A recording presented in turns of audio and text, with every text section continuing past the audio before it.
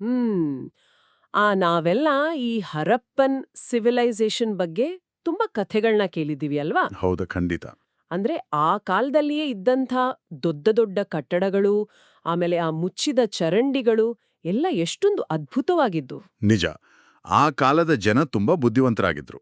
ಆದ್ರೆ ಒಂದು ದಿನ ಆ ಅದ್ಭುತ ನಗರಗಳು ದಿಢೀರನೆ ಮಾಯವಾದ್ವು. ನದಿ ದಾರಿ ಬದಲಾಯಿಸ್ತಾ ಅಥವಾ ಮಳೆ ನಿಂತೋಯ್ತಾ ಅನ್ನೋದು ಇವತ್ತಿಗೂ ಒಂದು ದೊಡ್ಡ ರಹಸ್ಯ. ಹೌದು. ಅದಾದ್ಮೇಲೆ ನಮ್ಮ ಭಾರತದಲ್ಲಿ ಮತ್ತೆ ದೊಡ್ಡ ನಗರಗಳು ತಲೆ ಎತ್ತಲು ಬರೋಬ್ಬರಿ 1,000 ವರ್ಷಗಳೇ ಬೇಕಾಯ್ತು ಗೊತ್ತಾ? 1,000 ವರ್ಷನ? ಅಷ್ಟು ವರ್ಷ ಜನ ಎಲ್ಲಿ ಕಳೆದೋಗಿದ್ರು? ನಮ್ಮ ಈ ಆಳವಾದ ಇತಿಹಾಸದ ಚರ್ಚೆಯಲ್ಲಿ ನಾವಿದನ್ನೇ ಅರ್ಥ ಮಾಡ್ಕೊಳ್ಳೋಣ. ಖಂಡಿತ. ಭೂಮಿಯಡಿ ಸಿಕ್ಕ ಹಳೆಯ ನಾಣ್ಯಗಳು, ಮಡಿಕೆಗಳಂಥ ಆರ್ಕಿಯೋಲಾಜಿಕಲ್ ಸೋರ್ಸಸ್ ಮತ್ತೆ ಆ ಕಾಲದ ಕಥೆಗಳಿರುವ ಲಿಟ್ರರಿ ಸೋರ್ಸಸ್ ನಮಗೆ ಈ ರಹಸ್ಯನ ಬಿಡ್ಸೋಕೆ ಸಹಾಯ ಮಾಡುತ್ತೆ. ಕರೆಕ್ಟ್.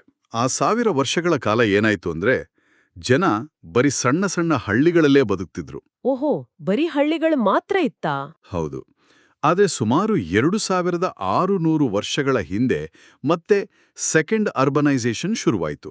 ಅಂದ್ರೆ ಮತ್ತೆ ಹೊಸ ದೊಡ್ಡ ನಗರಗಳು ಹುಟ್ಟಿಕೊಂಡವು? ಹೌದು. ವಿಶೇಷ ಏನಂದ್ರೆ, ಈ ಎರಡನೇ ನಗರೀಕರಣ ಶುರುವಾಗಿದ್ದು ಹಳೆಯ ಸಿಂಧು ನದಿಯ ಹತ್ರ ಅಲ್ಲ, ಮತ್ತೆಲ್ ಶುರುವಾಯ್ತು? ಗಂಗಾ ನದಿಯ ದಡದಲ್ಲಿ. ವಾವ್! ಆದ್ರೆ ಸಿಂಧೂ ನದಿಯಿಂದ ಗಂಗಾ ನದಿಯ ಕಡೆಗೆ ಯಾಕೆ ಹೋದ್ರು? ನನ್ನ ಪ್ರಕಾರ ಗಂಗಾ ನದಿಯ ಬಯಲಿನಲ್ಲಿ ಅತಿ ದಟ್ಟವಾದ ಕಾಡುಗಳಿದ್ವು ಅಲ್ವಾ? ನಿಜ. ಅಲ್ಲಿ ತುಂಬಾ ದೊಡ್ಡ ಕಾಡುಗಳಿದ್ದು. ಆಮೇಲೆ ಆ ಕಾಡುಗಳನ್ನ ಕಡ್ದು ಅಲ್ಲಿನ ಗಟ್ಟಿ ಮಣ್ಣಿನಲ್ಲಿ ಕೃಷಿ ಮಾಡೋದು ಆ ಕಾಲದಲ್ಲಿ ಅಷ್ಟು ಸುಲಭದ ಕೆಲಸ ಆಗಿರ್ಲಿಲ್ಲ.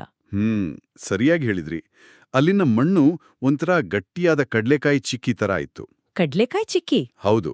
ಆ ಹಳೆ ಕಾಲದ ಕಂಚು ಅಥವಾ ಬ್ರಾಂಜ್ ಆಯುಧಗಳಿಂದ ಆ ಗಟ್ಟಿ ಮಣ್ಣನ್ನು ಉಳುವಲು ಸಾಧ್ಯವೇ ಇರಲಿಲ್ಲ. ಪ್ಲಾಸ್ಟಿಕ್ ಚಮಚದಲ್ಲಿ ಗಟ್ಟಿಯಾದ ಐಸ್ ಕ್ರೀಮ್ ತೆಗೆಯಕ್ಕೆ ಕಷ್ಟಪಡ್ತೀವಲ್ಲ, ಹಾಗೆ. ಅಯ್ಯೋ ಹೌದಲ್ವಾ, ಪ್ಲಾಸ್ಟಿಕ್ ಚಮಚ ಮುರ್ದೆ ಹೋಗುತ್ತೆ. ಕರೆಕ್ಟ್. ಅಲ್ಲಿಗೆ ಬಂದಿದ್ದು ಒಂದು ಹೊಸ ಮ್ಯಾಜಿಕ್, ಅದೇ ನಮ್ಮ ಐರನ್ ಟೆಕ್ನಾಲಜಿ. ಓಹೋ, ಕಬ್ಬಿಣದ ಆಯುಧಗಳು. ಇದೊಂಥರ ವಿಡಿಯೋ ಗೇಮ್ಸ್ ಅಲ್ಲಿ ಬರೋ ಚೀಟ್ ಕೋಡ್ ತರ ಕೆಲ್ಸ ಮಾಡ್ತು ಅನಿಸುತ್ತೆ. ಹೌದು, ಖಂಡಿತ. ಆ ಕಬ್ಬಿಣದ ಕೊಡಲಿಗಳಿಂದ ದಟ್ಟವಾದ ಮರಗಳನ್ನು ಕಡಿದ್ರು. ಆಮೇಲೆ ಕಬ್ಬಿಣದ ನೇಗಿಲುಗಳಿಂದ ಆ ಗಟ್ಟಿ ಮಣ್ಣನ್ನು ಸೀಳಿ ವ್ಯವಸಾಯ ಅಂದ್ರೆ ಅಗ್ರಿಕಲ್ಚರ್ ಶುರು ಮಾಡ್ರು. ಅಂದ್ರೆ ಕಬ್ಬಿಣ ಅನ್ನೋದು ಆ ಗಟ್ಟಿ ಮಣ್ಣನ್ನು ಒಡೆಯುವ ಕೀಲಿಕೈಯಾಗಿತ್ತು. ನಿಜ. ಈ ಅಗ್ರಿಕಲ್ಚರ್ ಹೆಚ್ಚಾದಾಗ ಏನಾಯ್ತು ಅಂದ್ರೆ, ಜನರಿಗೆ ಬೇಕಾದಷ್ಟು ಊಟ ಸಿಗ್ಲು ಶುರುವಾಯ್ತು. ಊಟದ ಕೊರತೆ ಇಲ್ದದಿದ್ದಾಗ ಹಳ್ಳಿಯಲ್ಲಿದ್ದ ಎಲ್ಲರೂ ಹೊಲದಲ್ಲೇ ಕೆಲಸ ಮಾಡೋ ಅವಶ್ಯಕತೆ ಇರ್ಲಿಲ್ಲ ಅಲ್ವಾ? ಹೌದು. ಆಗ್ಲೇ ಕೆಲವರು ಸುಂದರವಾದ ಮಡಿಕೆ, ಬಟ್ಟೆ, ಆಯುಧಗಳನ್ನು ಮಾಡೋಕ್ ಶುರು ಮಾಡಿದ್ರು. ವಾವ್! ಆಮೇಲೆ? ಆ ವಸ್ತುಗಳನ್ನ ಬೇರೆ ಊರುಗಳಿಗೆ ಕಳಿಸಿ ವ್ಯಾಪಾರ ಮಾಡೋಕೆ ಟ್ರೇಡ್ ನೆಟ್ವರ್ಕ್ ಶುರುವಾಯಿತು. ಕರೆಕ್ಟ್. ವ್ಯಾಪಾರ ಬೆಳೆದ ಹಾಗೆ ಸಣ್ಣ ಹಳ್ಳಿಗಳಿದ್ದ ಜಾಗದಲ್ಲಿ ದೊಡ್ಡ ಮಾರುಕಟ್ಟೆಗಳು ಬಂದು ಜನಸಂಖ್ಯೆ ಜಾಸ್ತಿಯಾಗಿ ಮತ್ತೆ ನಗರಗಳು ಬೆಳೆಯಲು ಶುರುವಾದವು. ಇದೆಲ್ಲ ಕೇಳೋಕೆ ಎಷ್ಟು ಇಂಟ್ರೆಸ್ಟಿಂಗ್ ಆಗಿದೆ. ಇನ್ನೊಂದು ವಿಷಯ ಏನಂದ್ರೆ, ಒಂದು ದೊಡ್ಡ ಕುಟುಂಬ ಅಥವಾ ಕ್ಲಾನ್ ಒಂದೇ ಕಡೆ ನೆಲೆಸಿದಾಗ ಆ ಜಾಗ ಜನಪದ ಆಗಿ ಬದಲಾಯಿತು. ಅಂದ್ರೆ ಜನ ಪ್ಲಸ್ ಪದ, ಜನ ಇರುವ ಜಾಗ. ಆದ್ರೆ ಈ ಸಣ್ಣ ಜನಪದಗಳು ಹಾಗೆ ಸಣ್ಣದಾಗೆ ಉಳಿಲಿಲ್ಲ ಅಲ್ವಾ? ಇಲ್ಲ, ಅವು ಪಕ್ಕದ ಊರುಗಳ ಜೊತೆ ಯುದ್ಧ ಮಾಡಿ ಸೇರ್ಕೊಂಡು ದೊಡ್ಡ ಮಹಾಜನಪದಗಳಾದವು.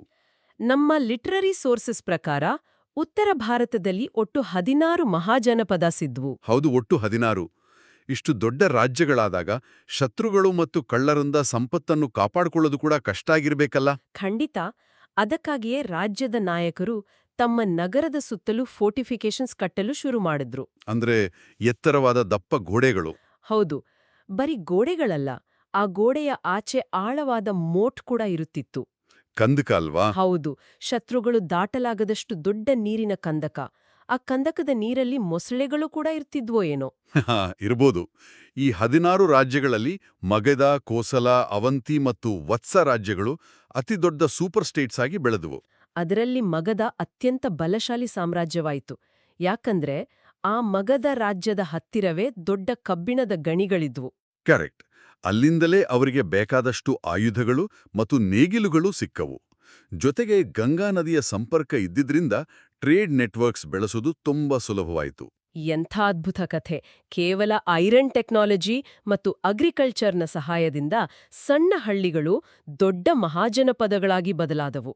ಹೌದು, ಇದೆಲ್ಲ ಇತಿಹಾಸದ ರೋಚಕ ತಿರುವುಗಳು.